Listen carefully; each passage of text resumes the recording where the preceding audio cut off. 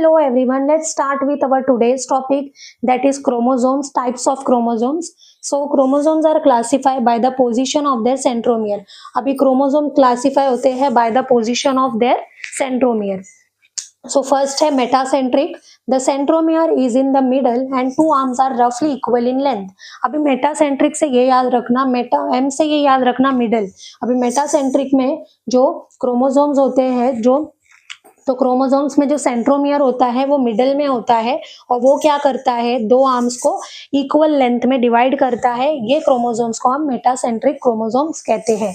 Second is sub metacentric. The centromere is near the middle and the two arms are unequal in length. अब sub metacentric में जो centromere होता है वो middle के थोड़ा नियर होता है, लेकिन वो दो आर्म्स को अनइक्वल लेंथ में डिवाइड करता है, इसलिए इसको क्या कहते हैं, सब मेटासेंट्रिक. तो यहाँ पे देखिए सेंट्रोमियर किधर है, नियर, मिडल के थोड़ा नियर है, लेकिन ये दो आर्म को अनइक्वल पार्ट में डिवाइड कर रहा है. सो ये सब मेटासेंट्रिक. और जहां पर centromere is in the middle, this is called as metacentric chromosomes. Okay.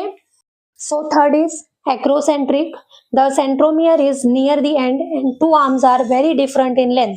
अभी एक्रोसेंट्रिक में जो सेंट्रोमियर होता है वो एंड के करीब होता है, सो इसको क्या कहते हैं, एक्रोसेंट्रिक. और ये एंड के करीब होता है सेंट्रोमियर, तो ये दो आर्म को वेरी डिफरेंट इन लेंथ, मतलब दोनों आर्म्स को बहुत ही डिफरेंट लेंथ में वो डिवाइड करता है, इसको एक्रोसेंट्रिक कहते हैं. देखो यहाँ पर क्या है, बीच में सेंट्रोमियर है, सो वो नियर दी एंड है.